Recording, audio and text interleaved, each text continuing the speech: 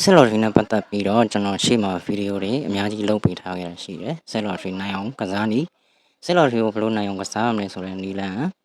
နော်ပြီးတော့ငွေကြေးစီမံခန့်ခွဲမှုငွေကြေး management ကိုဘယ်လိုလုပ်ရမလဲဒါတွေကိုကျွန်တော်ရှေ့မှာတင်ပေးထားခဲ့ပြီးပြီးတော့ trend တွေအကြောင်း trend to trend ရှိနော်ပြီးတော့ random ဂျာပန်တွေဘယ်လိုကြာနိုင်လဲအဲ့ဒီချိန်တွေမှာဘယ်လိုရှောင်ရမလဲဒီနည်းလမ်းတွေကျွန်တော်အကုန်တင်ပေးထားခဲ့တယ်ပြီးတော့ hack တွေရဲ့အကြောင်းကိုလည်းကျွန်တော်သေချာရှင်းပြထားခဲ့ပြီးပါပြီအဲ့တော့ကျွန်တော်တင်ထားတဲ့ဗီဒီယိုတွေကိုမိတ်ဆွေတို့ကတည်တည်ချာချာလေးအစကနေအဆုံးထိနားထောင်မှတေချာနားလည်မှာဖြစ်တယ်ပေါ့နော်တေချာနားလည်အောင်လည်းကျွန်တော်ရှင်းပြပေးထားပါတယ်အဲ့တော့တစ်ခေါက်နားထောင်အောင်လည်းနားမလည်ဘူးဆိုရင်နှစ်ခေါက်လောက်နားထောင်ကြည့်ပါနှစ်ခေါက်နားမလည်သုံးခေါက်လောက်နားထောင်ဒါဆိုရင်မိတ်ဆွေတို့ set lottery အကြောင်းကိုတေချာနားလည်သွားပါလိမ့်မယ်ကျွန်တော်တင်ပေးထားသမျှတွေက set lottery နဲ့ပဲပတ်သက်သလားဆိုတော့အဲ့လိုလည်းပြောလို့မရပါဘူးအဲ့တော့ကျွန်တော်တင်ပေးထားတာတွေအားလုံးဟာ lottery game line နဲ့ပတ်သက်ပါတယ် lottery game line မှာဒီ niche နဲ့တွေကိုသုံးလို့ရပါတယ်ဒီပုံစံအတိုင်းကစားလို့ရပါတယ်အဲ့တော့ CK မှာလည်းသုံးလို့ရတယ်လို့နော်ခွန်သုံးလုံးလို့ bitdairy လို့အများကြီးပါပဲအခုနောက်ပိုင်းထွက်လာတဲ့ lottery game site တော်တော်များများမှာမိတ်ဆွေတို့ဒီနည်းလမ်းတွေကိုအသုံးပြုလို့ရပါတယ်အဲ့ကျွန်တော်ကဒီ lottery နဲ့ပတ်သက်ပြီးတော့ကျွန်တော်ကြုံမှုသမျှတွေကျွန်တော်ကြုံထားသမျှတွေအနိုင်တွေရောအရှုံးတွေရောပေါ့ဗျာနော်အားလုံးကိုကျွန်တော်ချပြပေးတာပါအဲ့တော့ခုမှစကစားမယ်လူတွေရောကားနေနေမှာရှုံးနေတယ်ဆိုတဲ့လူတွေအတွက်ကိုပဲကျွန်တော်ကြည်ရွယ်ပြီးတော့ဒီဗီဒီယိုတွေကိုလုပ်ပေးနေတာပါအဲ့တော့ဆရာကြီးများမပါဘူးလို့တော့ကြိုပြောပါတယ်နော်ဆရာကြီးတွေကတော့ဆရာကြီးစတိုင်နဲ့ပဲသွားကြပါပေါ့အဲ့တော့ကျွန်တော်တင်ပေးထားတဲ့ဗီဒီယိုတွေကိုလည်းကြည့်ပါတယ်ကျွန်တော်တင်ပေးထားတဲ့ဗီဒီယိုအတိုင်းလဲကျွန်တော်တို့လိုက်လုပ်နေပါတယ်ဒါပေမဲ့ဒီဘဟုတ္တလောက်လေးနဲ့တော့ကျွန်တော်တို့ကစားရတာအဆင်မပြေသေးဘူးအရှုံးနေရှိနေသေးတယ်ဆိုပြီးတော့ Telegram မှာလာပြောကြတဲ့လူတွေအများကြီးရှိပါတယ်ဒါတွေကိုလည်းကျွန်တော်အပြစ်မဆိုပါဘူးဘာလို့လဲဆိုတော့ကျွန်တော် YouTube ပေါ်မှာတင်ထားတဲ့ဗီဒီယိုတိုင်းကကျွန်တော်ပြောလို့ရတဲ့လောက်အကုန်ပြောပြခဲ့တာကြီးပါပဲဒါပေမဲ့ပြောလို့မရတဲ့အကြောင်းအရာတွေအများကြီးတော့ channel ထားတာမျိုးရှိပါတယ်ဘာလို့လဲဆိုတော့ကျွန်တော်အကုန်လုံးကိုပြောပြလို့မရတဲ့အကြောင်းရင်းတွေကျွန်တော်ပြောပြအကုန်လုံးချပြလိုက်ရင်ဒီ lottery game site တွေရဲ့ algorithm တွေပြောင်းလဲသွားတာမျိုးဖြစ်နိုင်ပါတယ်ဒီလို lottery game site တွေမှာမဟုတ်ပါဘူးဘယ်လိုအလောင်းကစား game site တွေမှန်သမျှအရှင်အသာစီးရနိုင်မဲ့နည်းလမ်းကိုပဲစဉ်းစားကြတာဖြစ်ပါတယ်ဗျအဲ့တော့သူတို့ရဲ့ကစားသမားတွေကိုအများအားစောင့်ကြည့်ပါတယ်သူတို့ကစားနည်းနဲ့ပတ်သက်ပြီးတင်ပေးလာတဲ့ YouTube creator တိုင်းကိုလည်းအများအားစောင့်ကြည့်တာမျိုးရှိပါတယ်ဗျအဲ့တော့ကျွန်တော်တို့တွေဟာ online ပေါ်မှာပြောနေနိုင်ပြောလို့မရတဲ့အခြေအနေမျိုးတွေရှိပါတယ်အော်သူတို့ရဲ့ algorithm ကပြောင်းလဲသွားမယ်ဆိုရင်ပြောင်းလဲပြစ်လိုက်ပြီဆိုရင်ကျွန်တော်တို့ရှေ့မှာတင်ထားသမျှနီလန်တွေဒီလည်းအလားတူဖြစ်မှာဖြစ်ပါတယ်အဲ့တော့ဒီ game တွေအကြောင်းဒီ game site တွေအကြောင်းတေချာသိကြတယ်ဆိုရင်ကျွန်တော်ရဲ့ Telegram မှာပဲလာရောက်ပြီးမေးမြန်းလို့ရပါမယ်ခုနောက်ပိုင်းကျွန်တော်ရဲ့ Telegram မှာလာပြီးတော့မေးမြန်းတဲ့လူတွေအားလုံးကိုကျွန်တော်က၄-၅ ယောက်အစုအဖွဲ့ group လေးလုပ်ပြီးတော့နော်ကျွန်တော်သင်တန်းသဘောမျိုးလေးကျွန်တော် knowledge sharing မျှဝေပေးတာရှိပါတယ်အဲ့တော့ဘုဒ္ဓမျှဝေတယ်ပဲပြောသင်တန်းပဲပြောကြက်လို့ပြောလို့ရโอเคထားပါတော့သင်တန်းလို့ပဲသဘောထားလိုက်ပါတော့ဗျာနော်အဲ့တော့ကျွန်တော်လုပ်ပေးနေတာလေးရှိပါတယ်သင်တန်းလို့ပြောလိုက်လို့သင်တန်းကြီးပေးရလားဆိုရင်တော့ no ပါဗျာနော်သင်တန်းကြီးလုံးဝမပေးရပါဘူးကျွန်တော်အခမဲ့မျှဝေပေးတာပါအဲ့တော့ကျွန်တော်ရှေ့မှာဒီလိုအပိုင်းပိုင်းလေးတွေပေါ့နော်၄ယောက်၅ယောက်တစ်ဖွဲ့6ယောက်တစ်ဖွဲ့3ယောက်တစ်ဖွဲ့အဲ့လိုကျွန်တော် group လေးတွေဖွဲ့ပြီးတော့ကျွန်တော်သင်တန်းသဘောမျိုးလေးပေးခဲ့တာ၄ချိန်မြောက်ဖြစ်သွားပါပြီအဲ့တော့ဒီအခုချိန်နဲ့ဆို5ချိန်မြောက်ပါအဲ့5ချိန်မြောက်မှာမိတ်ဆွေတို့တည်တည်ချာချာသိကြတယ်တည်တည်ချာချာသင်ကြားကြတယ်ဆိုရင်ကျွန်တော်ရဲ့ Telegram ကိုလာပြီးဆက်သွယ်လို့ရပါတယ်ဒီတစ်ချိန်မှာတော့ကျွန်တော်ပြောင်းလဲလေးနည်းနည်းရှိပါမယ်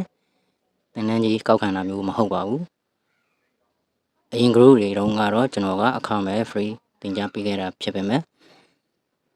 ခမဲ့ free ဆိုတော့လေ free တိုင်းပဲပေါ့ဗျာတည်တည်ချာချာသင်ကြားမျိုးမရှိဘူးလိုက်နာတာမျိုးမရှိဘူးပေါ့နော်အဲ့ဒါမျိုးတွေတော်တော်များများရှိခဲ့ပါတယ်အဲ့တော့ဒီတစ်ချိန်မှာတော့ကျွန်တော်ကမဲရိုကိုတင်တန်းကြီးတော့မကောက်ခံဘူးတိုးတော်ညာလဲကျွန်တော်ရဲ့ link ကနေပြီးအကောင့်ဖွင့်ခဲ့တဲ့လူတွေကိုပဲကျွန်တော်ကတင်တန်းပေးပါမယ်ပေါ့နော်အဲ့တော့ကတင်တန်းလာပြီးတက်ချင်တယ်ဆိုရင်ကျွန်တော် link ကနေပြီးအကောင့်ဖွင့်မှာမဲဆိုတော့ free တက်ခွင့်ရပါမယ်အကောင့်တော့ဖွင့်ထားပါတယ်ငွေကြေးပိုင်းမပါလို့သိပြီးအလေးနဲ့မရှိဘူးဆိုတော့လူတွေလည်းပါရင်ပါနိုင်ပါတယ်ပါနိုင်တာမဟုတ်ပါဘူးပါလာအောင်ပါအဲ့တော့ကကျွန်တော်တို့တော့တင်တန်းကြီးပေးစရာမလိုဘူးတိုးတော်ညာလဲမိတ်ဆွေတို့ရဲ့အကောင့်ထဲကိုပဲင ငွေ1000သွင်းပါမှာငွေ1000သွင်းပြီးတဲ့အခါကျရင်မိတ်ဆွေတို့ရဲ့ gain account နဲ့ gain account ID နဲ့ငွေ1000သွင်းထားတဲ့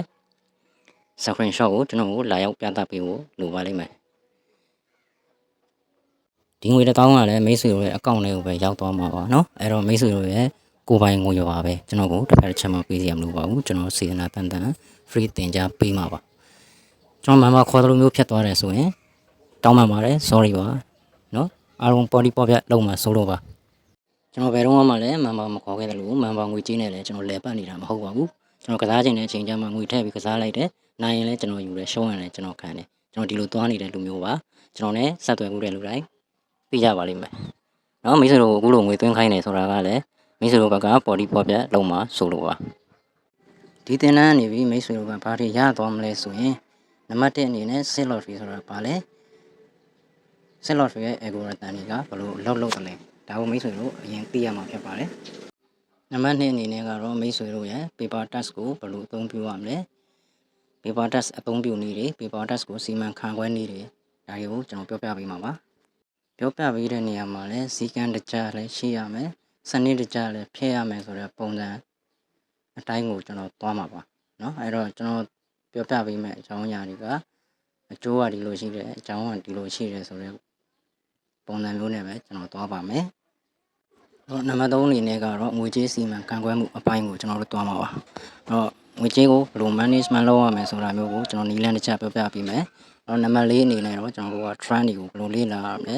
trend တို့ဆိုတာဘယ်လိုလဲ trend အရှိဆိုတာဘယ်လိုလဲ random ကဘယ်လိုလာတာလဲဒါတွေကိုကျွန်တော်တို့တွေတည်ချာလေ့လာမယ်ခွဲခြမ်းမယ်စိတ်ဖြာမယ်မိတ်ဆွေတို့ကိုဒီနည်းတိုင်းကျွန်တော်ပြောပြပေးပါမယ်အဲ့ဒီမှာဘာတွေပါမလဲဆိုတော့ trend အရှိတွေကဘယ်လိုအချိန်မှလာနိုင်လဲ trend 2ကဘယ်လိုလာနိုင်လဲ trend ဘယ်နှမျိုးရှိတယ်ဆိုတာเนาะကျွန်တော်တို့ follow ဘယ်လိုလုပ်ရမလဲเนาะဒါတွေအားလုံးပါဝင်နေပေါ့เนาะဘယ်လိုအလုံးမျိုးကိုပဲလုပ်စီးနဲ့ကန်းနဲ့စနစ်တကျလုံးမှတာပဲเนาะအလုံးကအောင်မြင်နိုင်တာဖြစ်တယ်အဲ့တော့နံပါတ်5အနေနဲ့ဆိုရင်ကျွန်တော်တို့ကစီကံပိုင်းကိုသွားပါမယ်ဘယ်လိုစီကံတွေကိုတော့လိုက်နာတင်တယ်ဘယ်လိုစီကံမျိုးတော့ထားတင်တယ်ဆိုတာမျိုးကိုကျွန်တော်အသေးစိတ်မိတ်ဆွေတို့ကိုပြောပြပေးမှာပါအဲ့တော့နံပါတ်6အနေနဲ့ဆိုရင်ကျွန်တော်တို့အခုစတင်ကစားတဲ့အချိန်ကနေပြီးတော့သူတို့ကစားသမားအဆင့်အထိရောက်အောင်ဘယ်လိုဆင်ပြီးတစ်ဆင့်တက်သွားရမယ်ဆိုတဲ့အခြေအနေမျိုးကိုကျွန်တော်ပြောပြပေးတော့မှာဖြစ်ပါတယ်ဗျာနော်အဲ့တော့ကျွန်တော်ရဲ့သင်တန်းမှာရရှိနိုင်တဲ့အချက်ကတော့ဒီ6ချက်ရှိပါတယ်အဲ့တော့အောင်မြင်တဲ့ကစားသမားတယောက်ဖြစ်နိုင်မှုဆိုတာကကျွန်တော်သင်ပေးပေးအားပေးရုံနဲ့အဆင်ပြေသွားတာမျိုးမဟုတ်ဘူးဗျာနော်အဲ့တော့မိတ်ဆွေတို့ကတည်တည်ချာချာတိတိကျကျလိုက်လုံနိုင်မှသာလင်ပဲမိတ်ဆွေတို့ရဲ့ကစားသမားဘဝကအောင်မြင်တဲ့ကစားသမားဖြစ်မှာပေါ့နော်အဲ့တော့ကတေချာလိုက်လုပ်ပေးဖို့လိုတယ်ဆိုတာကိုတော့ကျွန်တော်ဒီနေရာကနေဒီလင်းပြောရစီသင်တဲ့လူကတော့သင်ပေးတဲ့အပိုင်းကိုသင်ပေးမှဖြစ်ပါတယ်အဲ့တော့